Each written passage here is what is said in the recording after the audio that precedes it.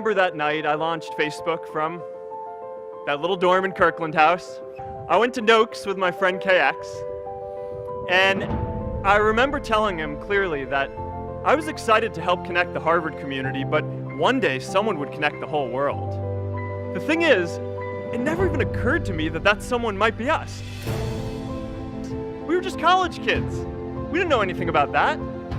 There were all these great big technology companies with all these resources, and I just assumed one of them would do it. But this idea was so clear to us that all people want to connect. Today, I want to talk about purpose. One of my favorite stories is when JFK went to go visit the NASA Space Center, and he saw a janitor holding a broom, and he asked him what he was doing, and the janitor replied, "Mr. President, I'm helping put a man on the moon." Purpose is that feeling that you are a part of something bigger than yourself, that you are needed, and that you have something better ahead to work for. Purpose is what creates true happiness. My hope was never to build a company. I wanted to have an impact.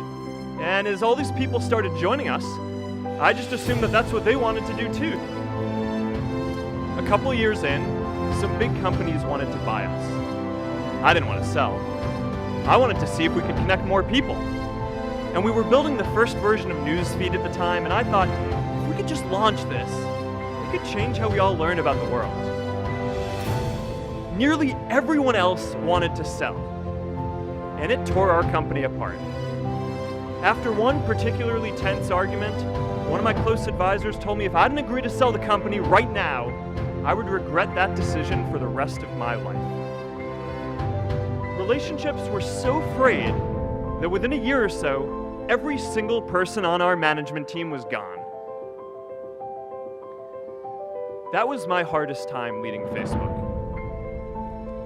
I believed in what we were doing, but I felt alone. I wondered if I was just wrong, an imposter, a 22-year-old kid who had no idea how things actually worked.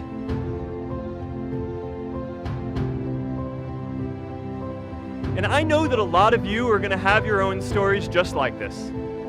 A change in the world that seems so clear that you are sure someone else is going to do it. But they're not. You will. But be prepared to be misunderstood. Anyone working on a big vision is going to get called crazy, even if you end up right. Anyone taking initiative will always get criticized for moving too fast, because there's always someone who wants to slow you down. Anyone taking on a complex problem is going to get blamed for not fully understanding it, even though it's impossible to know everything up front. Let me tell you a secret. No one does when they begin. Ideas don't come out fully formed. They only become clear as you work on them. You just have to get started. If I had to know everything about connecting people before I got started, I never would have built Facebook. In our society, we often don't take on big things because we're so afraid of making mistakes. Facebook wasn't the first thing I built. I also built chat systems and games, study tools and music players, and I'm not alone. J.K. Rowling got rejected 12 times before she finally wrote and published Harry Potter. Even Beyoncé had to make hundreds of songs to get Halo. The greatest successes come from having the freedom to fail.